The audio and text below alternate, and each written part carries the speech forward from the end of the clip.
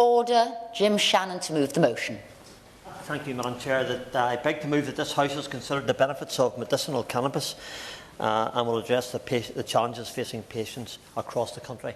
It is indeed, Madam Chair, first of all, to serve under your chairship. I appreciate the opportunity, I always do, and it's good to see you in your place. And it's also a pleasure to see other honourable members who have been here for the debate, and I look forward very much to the Shadow Minister's contribution, but in particular the Minister. I know it's not the Minister's particular response, but nonetheless I know whenever the Honourable Lady's here that she always does her best to answer the queries. And there's some other things that I've spoke to her beforehand to ask her for specifically if I can, if that's all right.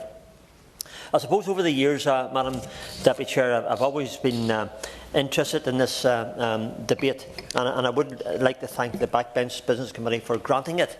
Many members will have been introduced to the issue of medicinal cannabis by constituents getting in contact to tell them. So it's I perhaps would say a bit of a niche debate in a way, but those who are here have specific asks, and the Honourable Gentleman has been a stalwart for this over the years, and I'm very, very pleased to see him here to support and indeed probably ask the more difficult questions, perhaps because of his particular knowledge. Many members will have been interested by their constituents, obviously, but the real difference that it has made or could make to their own or their families' lives. And I remember well, I'll maybe say it, I remember, I think the Minister was Alan Field, I think it was, I hope I've got the right name, and he was a Conservative MP, and I remember I asked for a meeting about this some years ago. He very kindly granted the meeting, and I said, would it be okay if I brought over the mother of the lady, the young girl we're trying to help? And I knew, Madam Deputy Chair, whenever I brought Danielle over, that the formidable lady that she is, she would be much more able to push the case, and of course she did. And in all fairness to the Minister, he was impressed by by Danielle's commitment on behalf of Sophia. That's the wee girl I have a picture of in my office as a 5 or 6 year old who had multiple seizures over a period of time, but who, when she got medicinal cannabis, got that opportunity through the Minister here and back home, has been allocated that the seizures, which were multiple every day, have been reduced to either none in a day or just one. Now, if that's not an evidential base to prove the case for medicinal cannabis, then I'd like to know what is. So that campaign is one that I've been wholeheartedly behind. And Sophie Gibson's mum and dad, who told me the needs of their beautiful daughter, was absolutely won over to the fight for medicinal cannabis for the very defined purposes, and fought hard for Sophie and those like her. Her mum and dad had sent me some information which is relevant to it as well. And I wanted to perhaps just quote for the record, if I can, if you don't mind. Everyone that's involved in Sophia's care, now she's 6 whenever we first met, she's now 13, and they have said, and I quote what they have said, and this is Sophia, people who know Sophia, this is the most stable she has ever been. Her neurologist and paediatrician have said in the last appointments that Sophia had just before Christmas. Our school reminded of this. I remember the times that poor Sophie had a seizure and we were waiting in ambulances, and that's when she was 5 or 6 that I remember. But what a change it has been for her in school since the medicine that she has been receiving.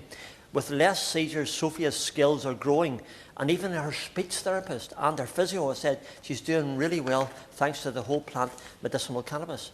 So now she's reached her 13th birthday. And the Minister who was here, not here now, but who was here at that time, I want to put all my thanks to him for that.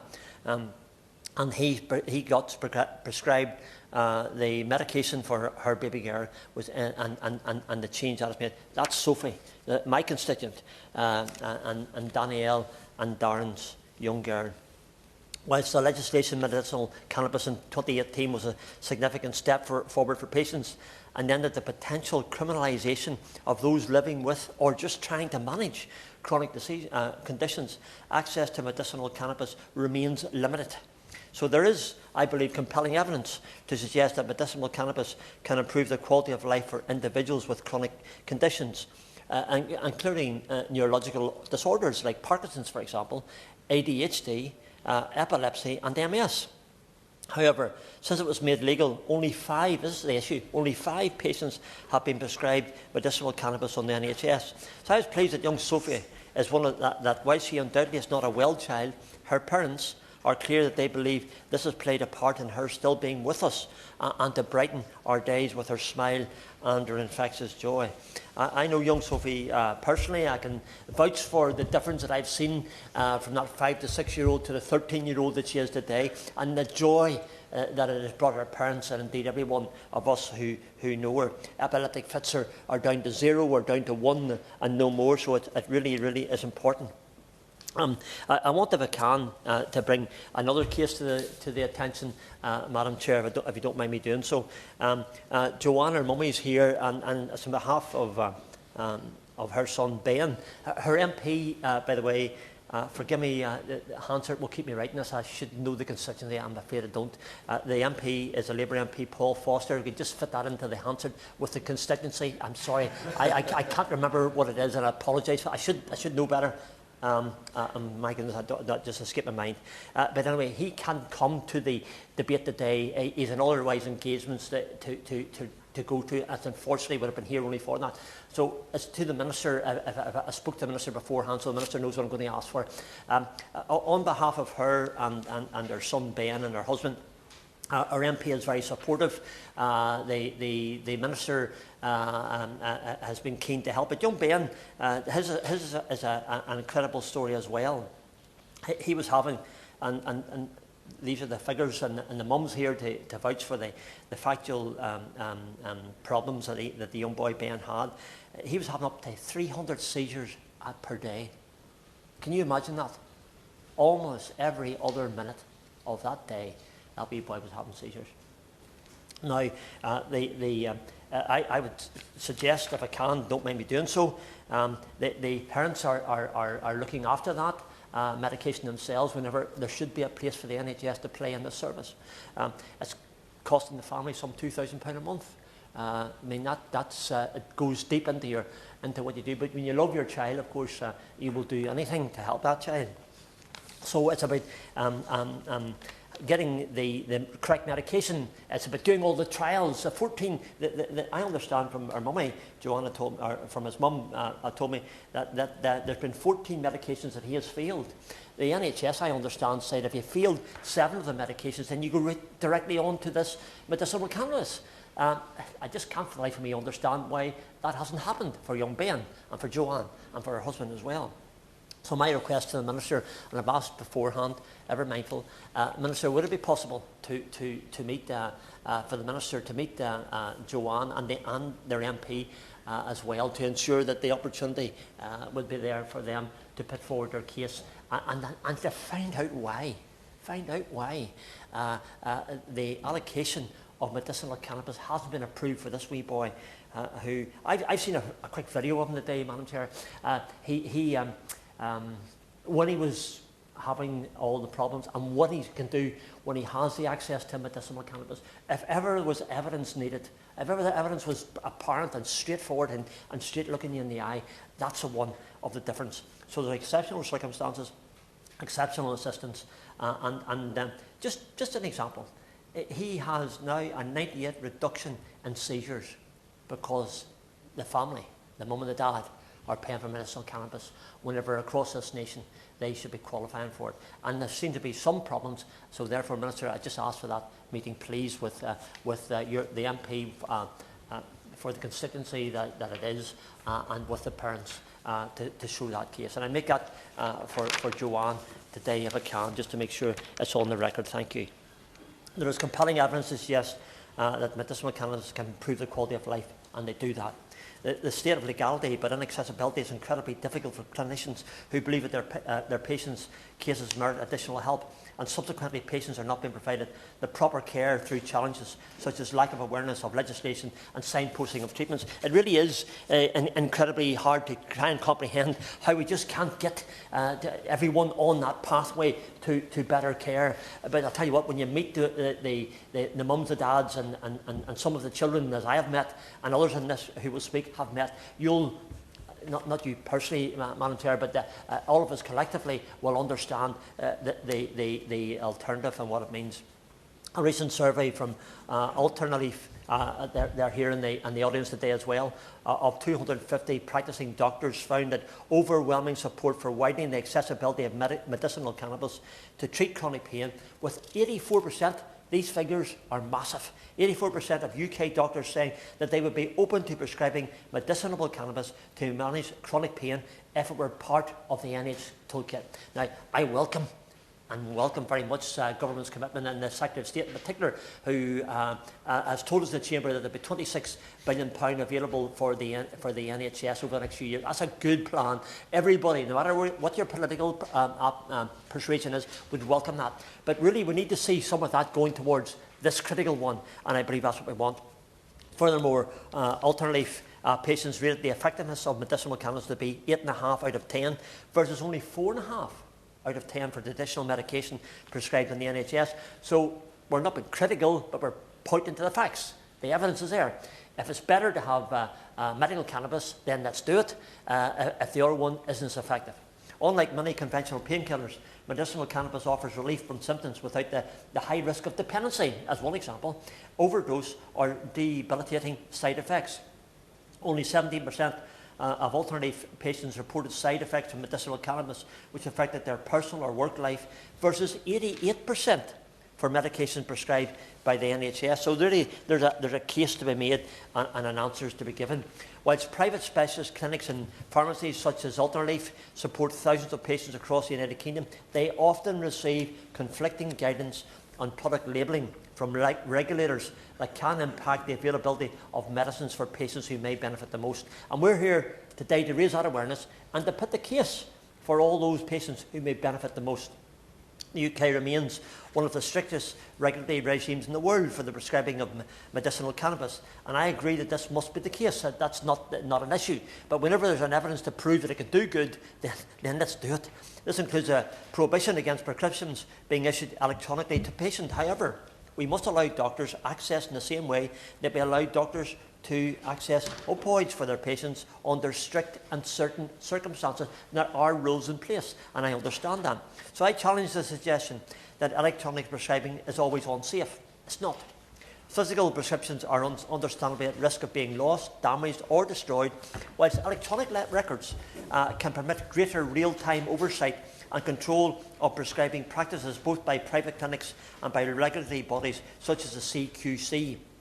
The reason that I believe this could be done electronically is that controlled drugs, such as morphine, as an example, are routinely prescribed electronically on the NHS. If you can do it for morphine, you can do it for medicinal cannabis, and that's my point. And it can work as well, which is more important. However, I believe that there must be strict measures in place to ensure that electronic prescription can never be on a route to simply legalising cannabis in general. So I'm not pro drugs in any way, but I see the goodness and the benefits of medicinal cannabis, and that's why we're here, to prove that case, to put the evidential base forward.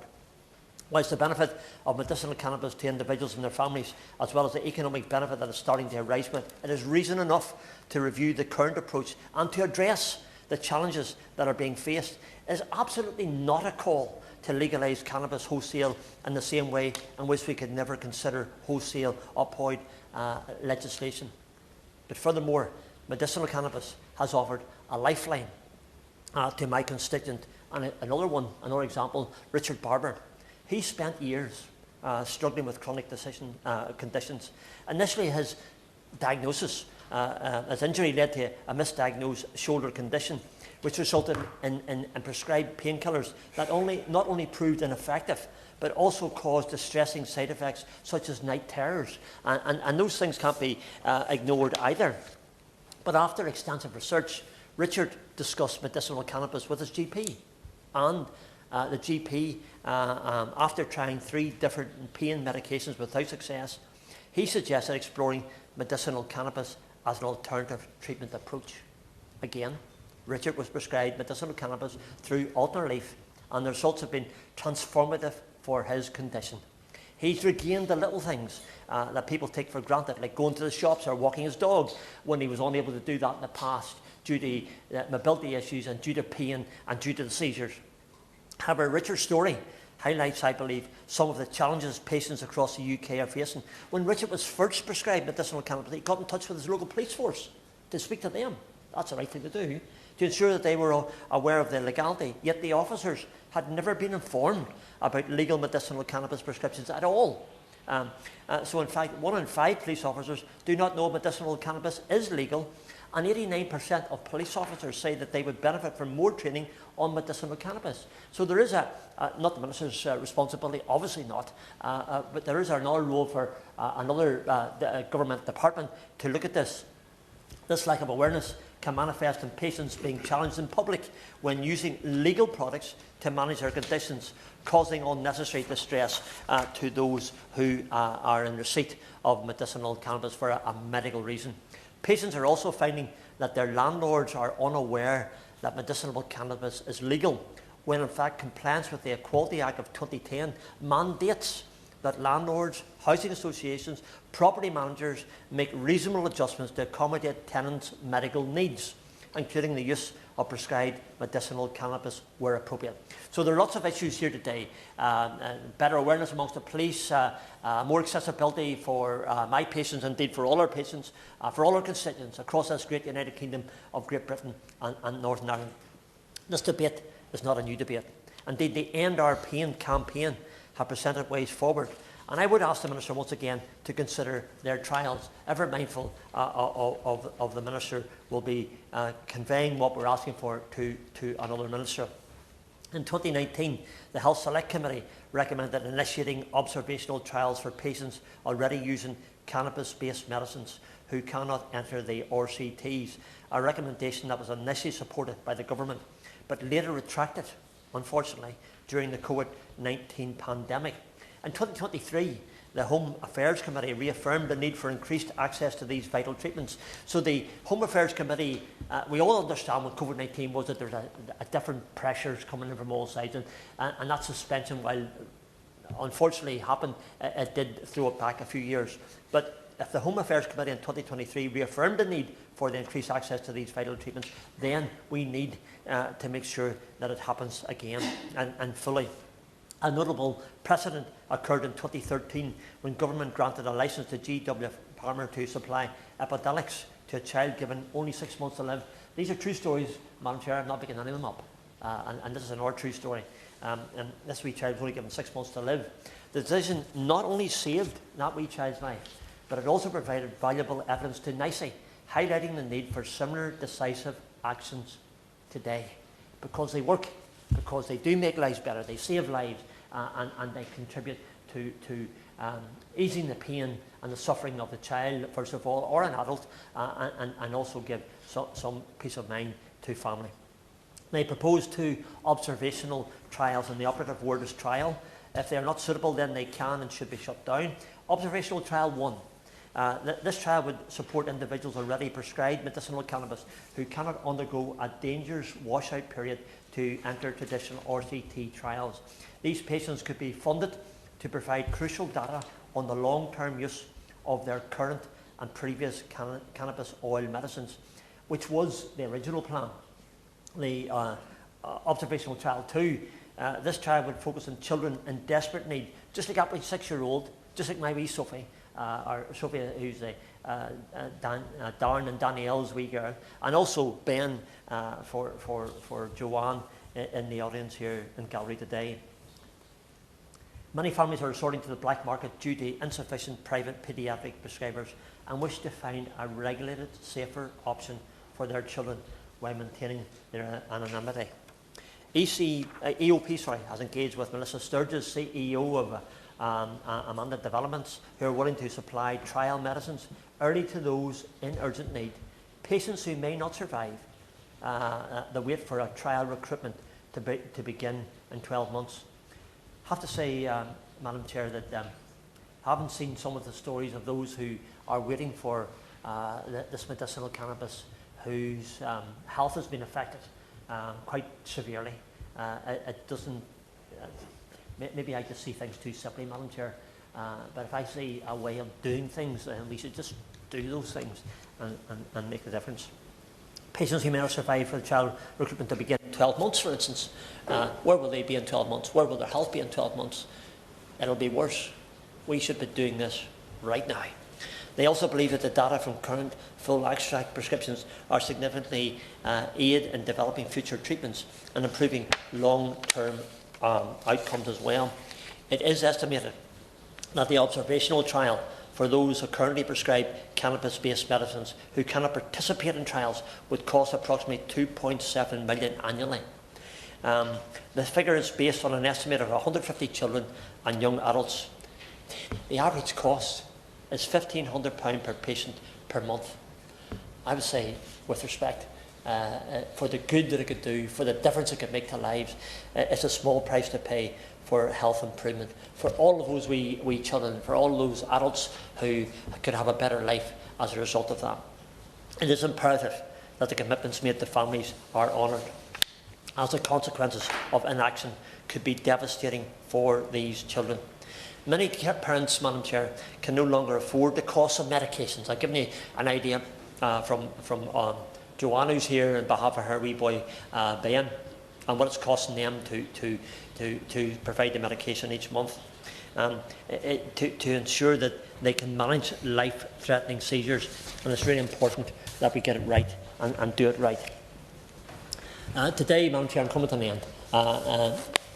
Today, this debate, I believe, will help to highlight the real impact medicinal cannabis can have on patients and indeed on their families, but also on economic growth and how we better spend the $26 billion that the government has allocated for the NHS, and how we can ensure that this can make the difference for young people in my constituency and in Scotland and Wales and England. I know the Minister is a lady of compassion and understanding, and I know that the Honourable Lady, by her very nature, wants to make lives better, and that's what we're all here about. So what we are beseeching, Madam Chair, is our government and our Minister to make them decisions that we can all back up. The Honourable Lady, who's the spokesperson for the Lib Dem, had mentioned to me beforehand that she will give some personal experiences as well. And I think it's the personal experiences that we have on behalf of constituents and those we meet that we suddenly realise, yeah, there is a way forward. There's a simple way forward, and there's a way that we can do it. However, it's also an ask for consistency. It's not just the postcode you live in. If there is and has been allocation of medicinal cannabis, and my constituent is one of the benefactors of that, then I believe that others who could benefit should be doing the same. And we do need to have a consistency and a coherence for the industry and for wider access to medical and medicinal cannabis for those who could benefit under certain medically defined circumstances. A signposting of treatments, breaking down of the persistent stigma and the discrimination that patients face from police, perhaps, from employers and indeed landlords. I've probably taken up enough time, Madam Chair, in relation to that, but I'm very, very keen to hear the very helpful contributions from other honourable members who are here to back the plea on behalf of my constituents, on behalf of those that I represent, and others who represent many. Collectively, the parties can come together and ask that. So we look very, very beseechingly to the Minister and to Government to ensure that the offer of medicinal cannabis can be available for every young child in the United Kingdom of Great Britain and Northern Ireland who can benefit, and for those adults, because some of them could benefit as well. And if we have a goal and we have a way of achieving that, then I think that government could consider that it's cheaper to have the medicinal cannabis available in prescription under the very, very strict conditions that there are, but to make sure that people's lives will be better. If we do that, Madam Chair, then we'll have done a lot. I remind members they need to bob if they wish to be called. I also remind members that they need to be here in the opening speeches and for the closing speeches if they wish to speak. David Mundell. Thank you, Dame Esther, and it is a great pleasure. The question is that this House has considered the matter of medical cannabis. David Mundell. Thank you, Dame Esther, and it's a great pleasure to serve under your chairmanship. And I really do wish to commend the honourable member for Strangford for bringing forward this debate on this very important issue. The slot here in Westminster Hall on a Thursday afternoon is a challenging one in terms of the number of members who might be present, because members often have to return to their constituencies. But I think it is, for those with an interest outside in this matter, I think it's very important to convey that there are a large number of members across the House who are very focused and interested in this issue. And I, Dame Esther, am a member of the all-party group on medical cannabis, which is chaired by the Honourable Lady for Gower. And I contributed, as did the Honourable Gentleman for Strangford, and indeed I think the Minister, as the then opposition spokesman to the last debate that took place here in Westminster Hall. The Honourable Gentleman for Strangford, as is often the case, has delivered a tour de force on the issues and concerns, and with the appropriate level of compassion and empathy with those who are caught up in this issue and affected by it. And I don't want to overly dwell on the issues that he has set out, because they are he did that very well. But medical cannabis is demonstratively a cost-effective way to treat an array of conditions, be it childhood epilepsy, easing the impact of chemotherapy, or alleviating the stiffness and spasms of multiple sclerosis. There's a strong body of evidence too that it could be used for even more conditions, and the Honourable Gentleman highlighted the continuing and ongoing need for trials. Indeed, I would. I'm grateful to the Right Honourable for giving way, because he touches on something that piqued my interest in this subject 20 years ago, when my constituent, the late Biz Ivel, who was a sufferer from multiple sclerosis, told me then that the only relief she got from multiple sclerosis was by her own, shall we say, non-prescribed use of cannabis. And she described it to me as being not just stiffness and spasm, but it felt like somebody was pulling barbed wire down inside her spine. Now, when somebody is feeling that sort of pain and discomfort, surely it is incumbent on us all to find a way through medicine to give them some relief if we possibly can. My right honourable friend makes a very good point, and indeed I think over time all of us who have taken an interest in this issue have heard from multiple sclerosis sufferers and the pain and difficulties that they've encountered. And it is incumbent on us, it's incumbent on those in government and in the medical world to do what we can to make sure that that's not the case. I want, however, to focus my remarks on the economic case for medical cannabis and the contribution that a different approach and a more progressive approach can make to the economies of rural constituencies like mine. And those were some of the points I touched on, Dame Esther, in the previous debate. The nascent medical cannabis sector at its core is horticultural in character and is situated in rural and agricultural communities like the one I represent. In my own constituency, I see Hilltop Leaf develop growing and processing facilities, pristine and equipped with high-tech quantum sensors, microscopes or leaf barometers. And it's a stark contrast to the damp tinfoil-wrapped rooms of illegal production, which I think the Right Honourable gentleman was referencing early, and it's certainly a marked contrast to the circumstances in which some people are forced feel forced to acquire cannabis, and the dangers and difficulties that they place themselves in because they do that. And they do that because, as the Right Honourable gentleman, the Honourable gentleman from Strangford said in his remarks, they love the person who is suffering and they don't want to see them suffer, and they are willing to take risks and do things that they would not otherwise consider. So it is all the more important, I think, in that context, that we see the industry and a modern, progressive industry as a step forward. And so it's an investment in my constituency that I'm enormously supportive of. And I particularly hope that the good horticultural, administrative, managerial and logistic jobs which will anchor the young people in the constituency will flow from it, because they all too often feel the need to leave these communities for the want of opportunities. The facilities at Hilltop should also be able to provide some 10% of the UK's medical cannabis needs.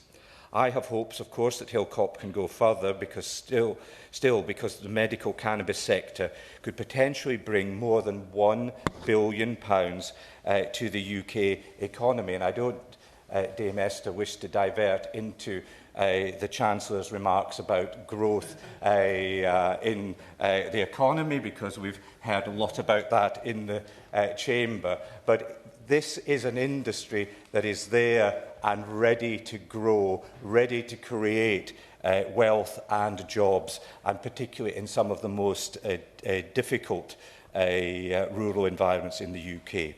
It's been estimated that tens of thousands of good quality jobs could be created if the UK's regulatory, legal and medical frameworks were in line with norms elsewhere.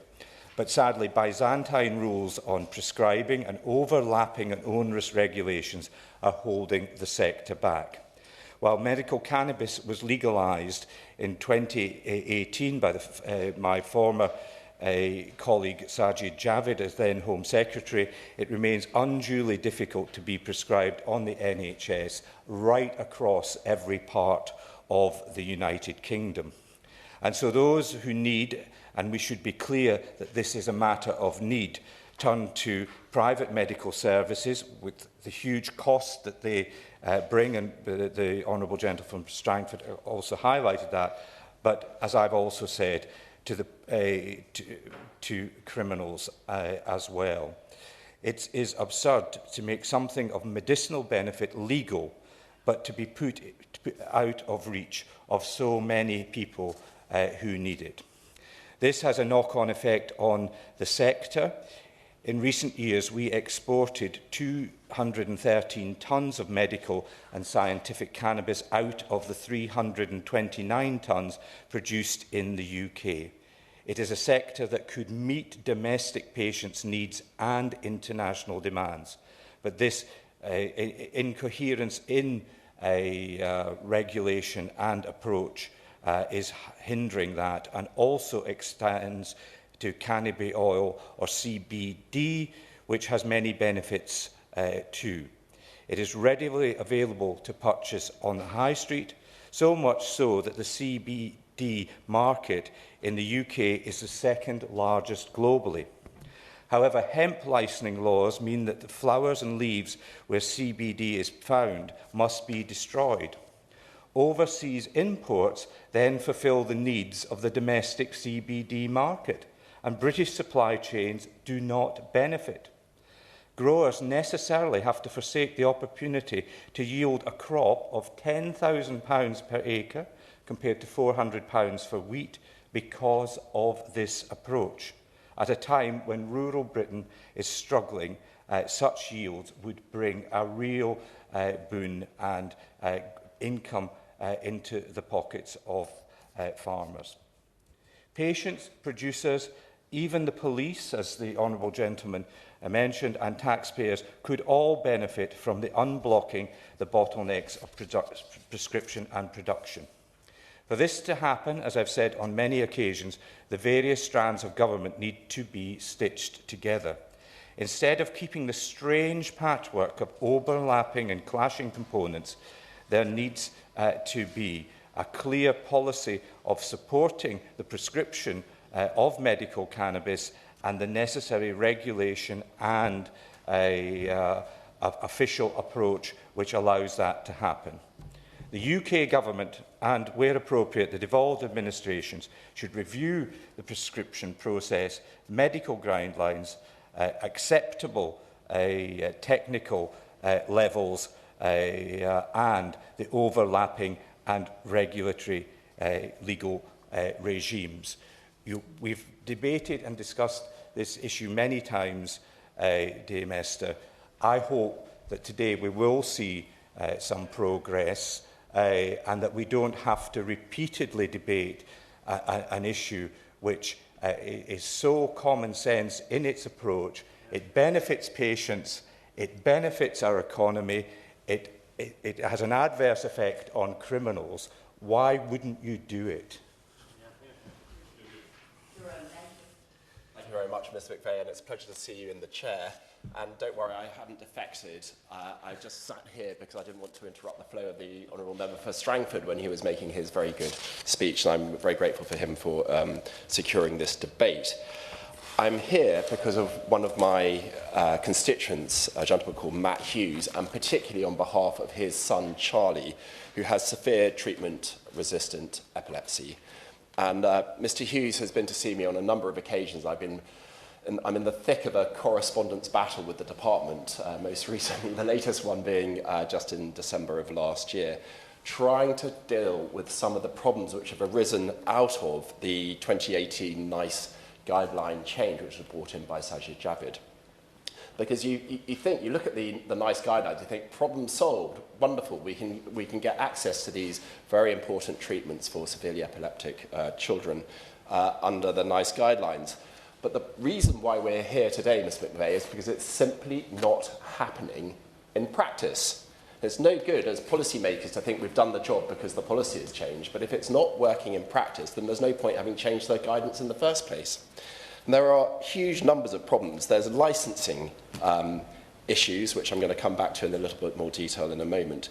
There's the very unhelpful advice from the British Paediatric Neurological Association back in 2021, which seems to go directly in contravention of the advice of NICE from 2018. There's the many examples where general practitioners have thought that their clinical assessment means that this kind of treatment should be supplied, particularly second-generation drugs, and yet hospital advice locally is against it. And then finally, there's the failure of the funding pathway, because we've heard already about the individual funding requests, but one of the problems there is that the general application for many children to benefit from this kind of drug means that it fails the exceptionality test. And so requests for individual funding are being refused on the grounds that the impact of the drug on the particular patient is insufficiently exceptional. Yes, I will give way. Yeah. I commend him and thank him for coming along. And my contribution, I mentioned in relation to Joanne's son, Ben, who has failed 14 medications. 7 is what the NHS says, and when you do that and you look at those figures, then it's quite clear there are failures in the system, and ultimately you would think that the NHS should respond, but they haven't. And that underlines the issue Donald was putting forward. Well, I'm very grateful for the intervention. That's the purpose of this debate, to encourage the Minister to get the NHS to change in practice in this area. And one area where she could start very usefully would be in the difficulty in licensing, because second-generation medication is personalised. It doesn't have 1 or even 2 active ingredients. That's probably not the right terminology. I hope we all understand. It doesn't have 1 or 2, but it can have up to 20 different active ingredients which are personalised. The levels or the amounts of each of those active ingredients are personalised to be patient-centric. And yet we persist in applying a randomised controlled trial approach, which simply is not appropriate for personalised medication. And as a result, we have a failure to adopt licensing for medication which anecdotally is hugely effective and has been hugely effective in supporting my constituent Charlie. And yet, it's not beyond the wit of man to design an appropriate licensing system for this kind of medication, because it has been done effectively elsewhere. You can look at the example of Australia, of Canada, of the Netherlands, of Spain, Portugal, Italy, and even some states in the United States of America. If they can do it, why can't we? And in her closing remarks, I'd be very grateful if the Minister would specifically address that question. Why is it that we persist with randomised controlled trials when we know that it acts against the adoption of this kind of modern medicine? And why is it that she thinks that the licensing approach in all those first world countries is in some way dangerous or inadequate? So rather than repeating current policy, what change is the government proposing to make to get access through licensing for multiple active ingredient patient-centric dosing? And what change is the government proposing to make in relation to individual funding requests? Is the government prepared to fix this problem about exceptionality, help when these drugs are refused routinely because they help too many children? And this is a huge issue. There are 35,000 children estimated to be affected by this. And I just hope the Minister will not dole out sympathy alone in her responses, but set out the active change which this government intends to make. Yeah, thank you. We move now to the front bench, and we'll start with the opposition spokesperson for the Liberal Democrats, Susan Murray. Thank you very much, Madam Chair. It was a pleasure to serve under your chairmanship. It's undeniable that the United Kingdom's relationship with cannabis remains fundamentally flawed. For too long, our prohibitionist stance has shaped public perception, linking cannabis with criminality instead of recognising its significant therapeutic value. Although sometimes those who do recognise its therapeutic value are pushed into criminality to get the advantage. In reality, for many people across the UK, access to cannabis-based medicines can represent the difference between enduring chronic pain or multiple fits and leading a fulfilling life. This discrepancy is central to this debate. Although in principle, current regulations permit cannabis prescriptions for severe epilepsy, chemotherapy-induced nausea, muscle stiffness or spasms related to multiple sclerosis, genuine accessibility remains elusive. As has already been mentioned by my honourable friend for Strangford, between 2018 and 2022, fewer than 5 NHS prescriptions for unlicensed medical cannabis, with the resulting funding issues, were issued, while private providers supplied nearly 90,000. This stark contrast highlights the vast gulf between existing policy intentions and the lived experiences of patients seeking relief. Not only is this profoundly unjust for individuals who rely on cannabis to manage debilitating symptoms and have found no alternative, but it also entrenches an inherently two-tier healthcare system. Those with the financial means to travel for specialised appointments and cover private clinical expenses who can access treatments that are virtually unattainable for those who depend entirely on the NHS. While opinions on medical cannabis differ, I'm sure we all agree that no one in Britain should be forced to pay exorbitant fees simply to secure a legally sanctioned and potentially life-changing medication. This situation is further compounded by the fact that our outdated perspective on cannabis continues to hold back domestic medical innovation and economic growth. At a time when the government projects a modern vision for the nation, Britain lags behind international counterparts who have embraced a more progressive approach to cannabis-based treatments. By clinging to outdated stigmas, we not only fail our patients but also forgo opportunities to develop a robust medical cannabis sector, stifling both financial potential and essential healthcare advantages. In light of these realities, we must adopt a more compassionate and patient-centred strategy that does not penalise individuals for their economic circumstances. It's with this in mind that we must launch an investigation into the feasibility of GP prescribing of cannabis-based products so that crucial treatments reach those who need them quickly. Such measures would reduce reliance on expensive private options, remove the inequality and the push towards criminality, and alleviate unnecessary suffering for thousands of people nationwide. Given the clear shortcomings of the current system, my colleagues in the Liberal Democrats and I urge governments across the UK to reform policy and practice around medicinal cannabis. By doing so, we can ensure that patients receive the care they deserve while fostering a modern healthcare environment that truly reflects Britain's commitment to innovation, compassion and equity. Thank you. Dr. Luke Evans.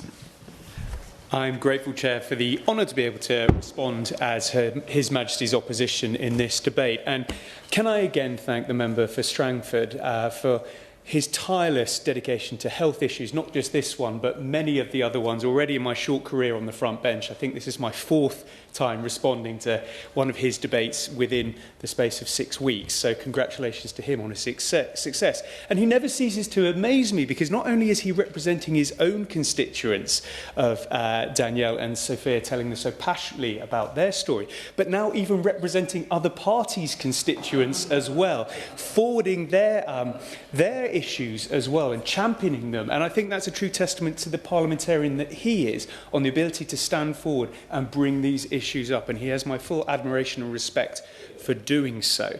And we've heard so movingly today some of the stories and the difficulties that patients who suffer with these kind of conditions are going through, and the plethora of conditions that could be beneficial from having something medications like this. I'd also like to thank Medicam Family Association and Medical Cannabis Clinicians Society for their advocacy on these issues, to be able to keep repeatedly bringing this information to the fore so this country can have a debate on such an important topic.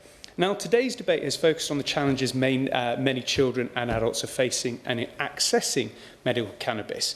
But also it appears we're in a new phase about how to manage the fact that this prescribing is becoming more prevalent. Of course, it is worth recognising, as we have done, there was no legal route for this kind of treatment only 7 years ago. It was indeed Sir Sajid Javid who, as the Home Secretary, listened to the families and commissioned a review into this area to allow legal routes for these medications to come forward. And that decision has led to significantly more people being able to access licensed cannabis-based medicines. And between January 2018 and September 2024, written parliamentary questions showed that 24,395 NHS prescriptions for licensed cannabis-based medications like Nabilone, like Sativex, and even as a doctor I'm struggling today, Epidiolex were dispensed across the community in England. Yet it must be said and recognised this is dwarfed by the number of private prescriptions currently being issued. And where there have been challenges with access to licensed medications, as with Sativex, the last government worked with the NHS to take steps to increase uptake of prescribing. And on the 6th of September 2021, the NHS wrote to local trusts and integrated care boards, reminding them about NICE's guidance relating to this medication and their responsibilities to prescribe in line with NHS recommendations, NICE recommendations. My understanding is that that letter did contribute to an increase in prescriptions of this medication. However, challenges remain with access to unlicensed cannabis-based medications. These medicines must be accessed through individual funding requests, as we've heard, but many clinicians are wary of prescribing them, both for concerns about the evidence base and the legal responsibilities involved. And I can attest to being a doctor and have prescribing unlicensed medications. You are looking for guidance on the best way to do so safely. The law was changed in part to encourage more research and clinical trials so that robust evidence can be collected, potentially leading to marketing, authorisation and licensing. But in the meantime, it is notable that NICE guidance does not prohibit healthcare professionals considering unlicensed medications. In 2021, NICE stated, "The fact that NICE made no such population-wide recommendations should not, however, be interpreted by healthcare professionals as meaning they are prevented from considering the use of unlicensed cannabis-based medication products, where it is clinically appropriate to an individual case." It goes on to say patients in this population can be prescribed cannabis-based medications if a tertiary paediatrician, epilepsy specialist, considers that they would be appropriate on balance of benefit and risk and in consultation with the patients and their families and carers or guardians. A recent report by MedCan Family Foundation has highlighted, though, that more restrictive prescribing in some areas may be leading to serious or unintended consequences. It's concerning to review their research that 3 online forums identified 382 families in the UK who are giving their child illegal cannabis products, specifically to manage epilepsy. And of course, given the nature of this research, it could be argued that the figure may be significantly higher nationwide. So is this just the tip of the iceberg? At this point, it's worth reflecting on some of the debates that have taken place in this House that have been mentioned previously. I think it was Mark Twain who said, "The past doesn't repeat itself, but it does rhyme," which is personally why I feel it's quite apt in this case. To that end, I think it's always wise to try and learn from previous experiences. After all, advice from the wise is like the torch in the dark. It does not walk the path for you, but it does light your path. So I looked back on the Hansard last debate, and then I noted a particularly strong contribution from the Honourable Member for Bristol South, the then Shadow Health Minister, and of course is now the Minister in front of us with the power she has at her disposal. So I think it's fair to ask her the question she posed to the then Minister. So if the Chair may, I'd like to quote, and it's quite long. "It would be helpful if the Minister could set out what steps he is taking to empower and accelerate research in this space. I hope he will not dodge the question by saying that issue is simply one for clinicians. The government has a responsibility." The Minister is nodding, and we await his reply with interest. But there seems to be a lack of urgency on this issue, which is concerning. People are suffering right now. We've heard again and again this afternoon about children who are fitting, sometimes 100 times or more. Accessing care is, in some cases, pushing families to the brink of destitution. We should do everything we can to support these people. If research is needed before clinicians feel comfortable prescribing, then it is incumbent on this government to support clinicians. We need more streamlined clinical trials and better engagement with clinicians. We do not want to be back here in another 2 years having to rerun this debate. In 2021, the then Minister said it takes time to generate further evidence and see the results of the clinical trials. The Health Secretary and I are committed to doing everything in our power to accelerate this work. If the Minister could update us on where this work has got to and whether the government are any closer to finding a solution, that would be welcomed by the people tuning in today and the families present. Finally, I'd be grateful now if the Minister would set out what action he has taken to support people in the system right now, those living in extreme pain who are paying thousands of pounds to access treatment.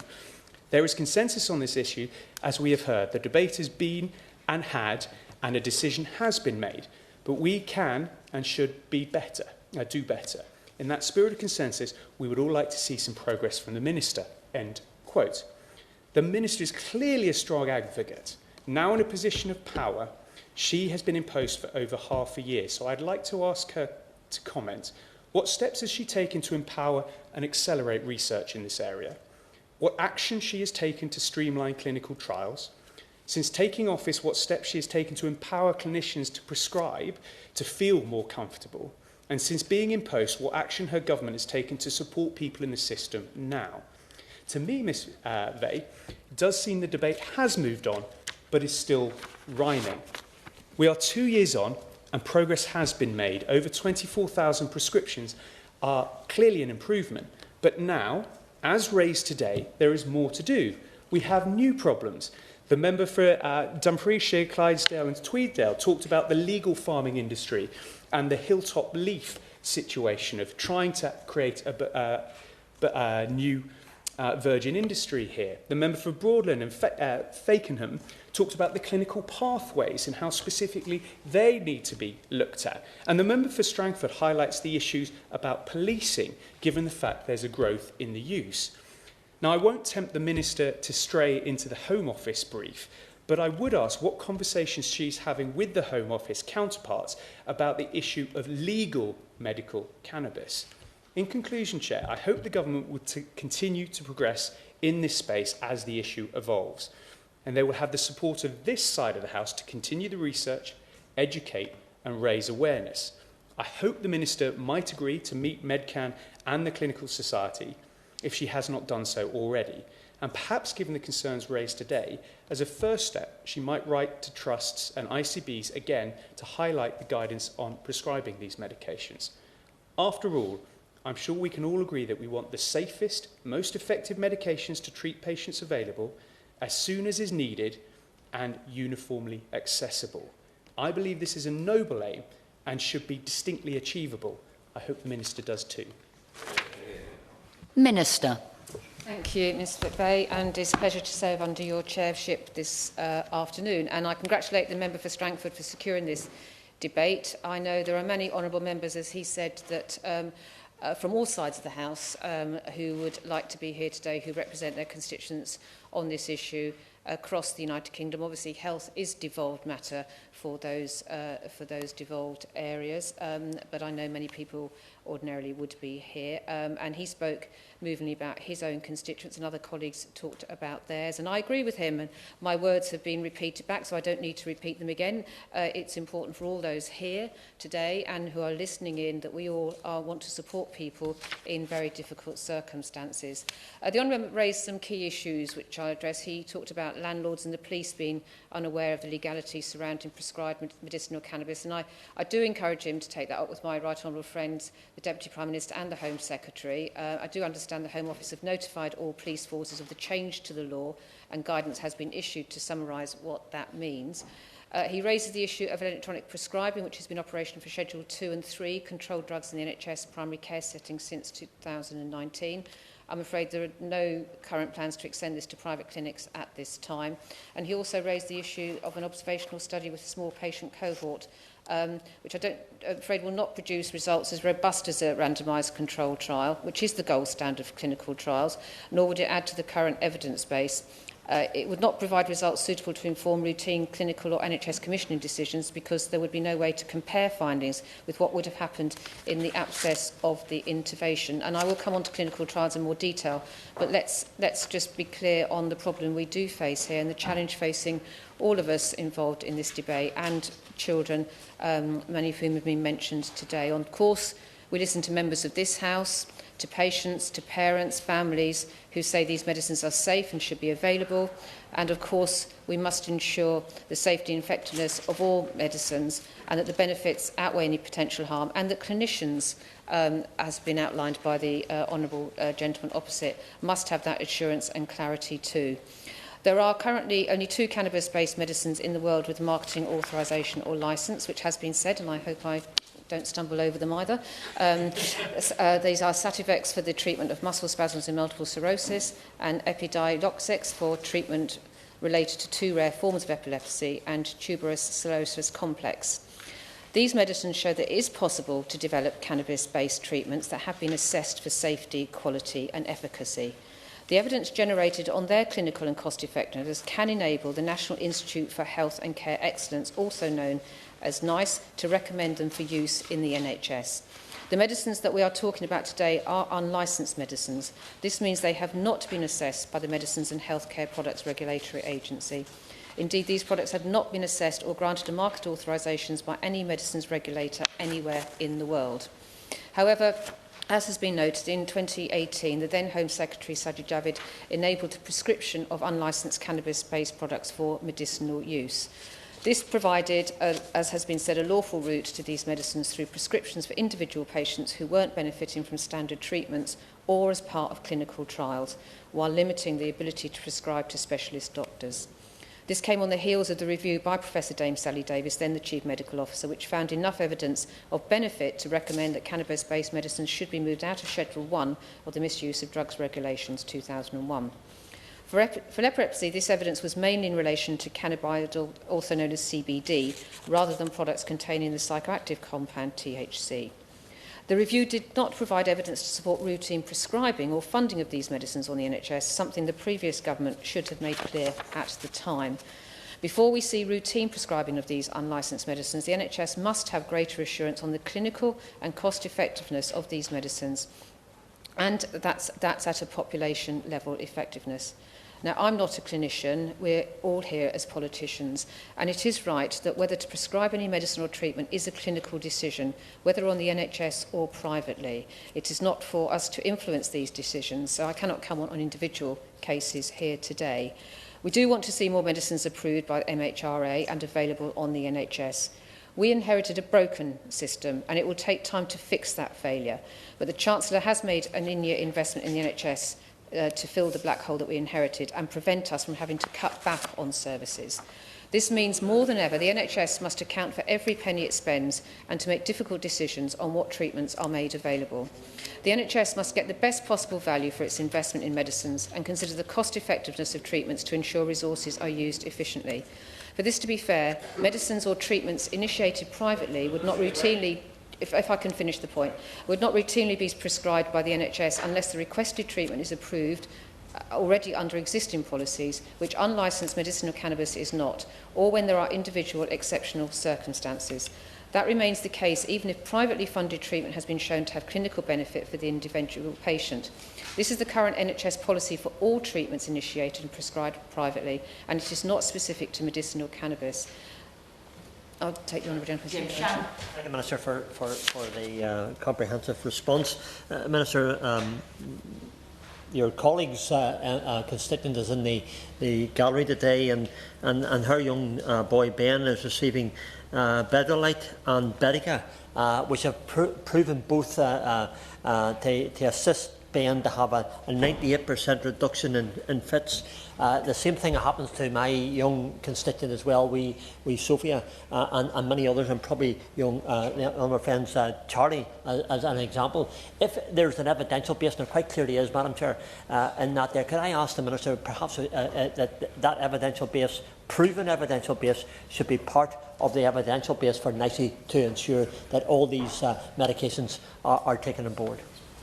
Yes. To the research. As we've heard, and I recognise, fewer than 5 patients have accessed these medicines on the NHS, so access is truly exceptional. And the testimony of the children and families accessing these treatments privately, often at great personal cost, as we've heard again this afternoon, is truly heartbreaking. All government spending on health must be evidence-based. I'm sure we can all agree on that colleagues are seeking to make sure that that is the case. Now, what the government is doing is, if we are to see more cannabis-based medicines routinely available in the NHS, we do need more research. The National Institute for Health and Care Research, also known as the NIHR, and the MHRA are there to support manufacturers and researchers to develop new medicines and design quality studies. So I strongly encourage the manufacturers of these products to invest in research to prove they are safe and effective and meet the rigorous standards we rightly expect for all medicines. They should engage with the NIHR and MHRA on clinical research and medicines licensing processes. This is key to providing doctors with the confidence to prescribe cannabis-based products in the same way they use any other licensed medicines that are recommended for use on the NHS. But we're not waiting for industry to respond to patient voices. The NIHR and NHS England have recently confirmed over £8.5 million in funding for clinical trials to investigate whether cannabis-based medicines are effective in the treatment of drug-related epilepsies. Action, as I said when I was in opposition, as has been highlighted today, action in this space is vital. Epilepsy is a terrible disease and can be life-limiting in the most serious cases. We also know that although epilepsy is a fairly common neurological condition affecting 1 to 2% of the population, sadly around 30% of cases will have seizures that are resistant to current treatments. So it is absolutely right that the NIHR and NHS England are pioneering these truly world-class world-first trials that will investigate the safety and effectiveness of CBD and THC in adults and children with treatment-resistant epilepsy. The trials will be co-led by experts from University College London and Great Ormond Street Hospital, who will be looking to recruit around 480 patients from across the UK. The study details are published on the NIHR website, and I understand they will publish further details soon. Further funding has also been awarded to the University of Edinburgh to investigate the efficacy of CBD in patients with neuropathic pain due to chemotherapy. These are two examples of the type of research that we desperately need in this area of medicine, and a further 28 studies looking at cannabis-based medicines have been approved by the MHRA since 2018. This is an emotive and complex debate, but the clinical trials give me encouragement that there is a way forward, and if the evidence supports it, we will see more cannabis-based medicines approved by the regulators and recommended by NICE. This is the only way we will see evidence-based improved and give clinicians the confidence to prescribe. So let me conclude, Dame Esther. Let me say by the member for Strangford has brought this debate forward with his customary good faith and compassion, and I will take another intervention. Sorry, Minister, I'm not intervening just for the heck of it. I just want a wee bit of clarification. I welcome the fact that the Minister is referring to the timescale, the trials and how long. Can I just ask very quickly, how long, Minister, would that be before the trials complete? And also, if I can, Madam Deputy Chair, please, I'd asked the Minister beforehand if it was possible for the Honourable Gentleman for Ribble South, that is, by the way, I should have remembered that earlier on. My apologies for not doing so.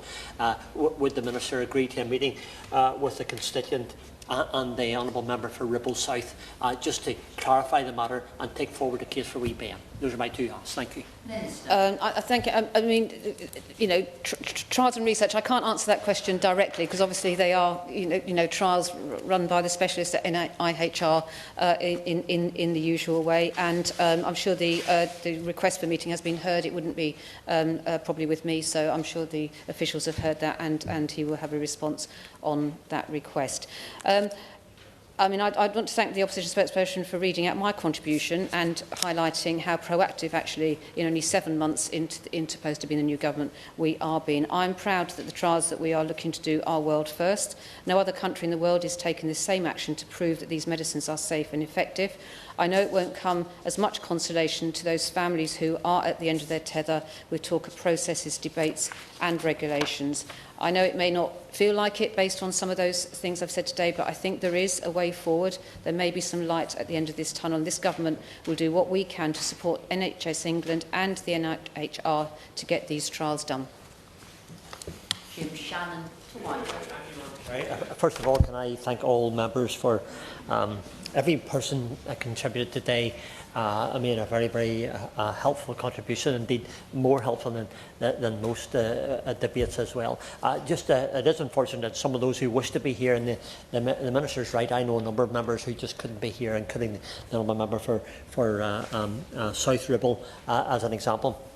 Can I thank, first of all, the Honourable Member for the Freshshire, Clydesdale and Tweddale, I suppose that probably is. I thank him for all his knowledge on this subject. It's always a pleasure to come and hear the Honourable Member make a contribution which is based upon the knowledge and the expertise that he brings. He also referred to the framework in place. He says it's absurd, it was his word that he used, for medicinal cannabis benefits whenever we just don't have a system that seems to embrace that. He referred very much to the economic case, which again is part of this, by the way, and it can't be ignored because it's really important. And the Honourable Gentleman has that knowledge to bring something forward that can work, and I thank him for that contribution. The Honourable Member for Orkney and Shetland, in his intervention, referred to people resort, as they do sometimes, to finding a capacity to source medicinal cannabis whenever the system doesn't work for them. Honourable Gentleman for Burdell and Fickingham also referred to his constituent and his constituent's son Charlie. Nothing ever tells a story better than an example, and his wee Charlie and my wee Sophie, if I could refer that, constituents do illustrate very clearly the case. He also referred to the trial. The approach is perhaps not working. I think the Minister, in a way, tried to answer that, I think, to be fair. But the impatience of us all is part of the issues. And there are exceptionality issues. The Honourable Gentleman, he also referred to the clinical pathways, and a process that responds quickly is so important. The Honourable Lady for Mid-Dunbartonshire again brought forward our personal knowledge on the subject matter, and I think it was helpful to have that contribution here today in a way.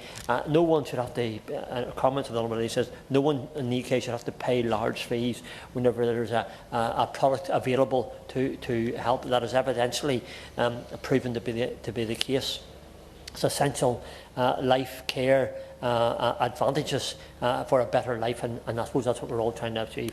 The Shadow Minister, again, always, I don't say this in any way to give him a big head, but he always brings his personal knowledge from his previous occupation. And he referred to the NICE process. There is a way forward, to quote him. They need to power and accelerate that process. The fact that there are 24,000 prescriptions in the UK is only part of the process, and there's much more to answer.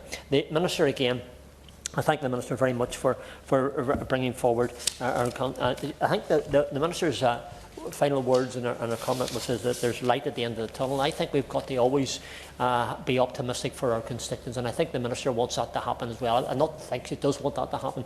I know the Honourable Lady is referred to and also in the introduction says, I want to support those who need help, and this timescale for the treatment is part of that. The Honourable Lady has outlined that one of my messages from the gallery came there to say that Bedrican is asked about trials, and they were told they'd found a company. So perhaps the Minister is not able to respond to me, but maybe the Minister will come back, maybe our civil servants will come back and confirm where that is in the process. Again, our whole object to be here, Madam Chair, is to represent our constituents, to do our job the best we can on behalf of them, to give them hope and solutions. And whether it be the economic life of it, or the personal, physical help that we need, or the emotional help that we all have, this debate today has been used to raise the awareness, which I think we all wish to do.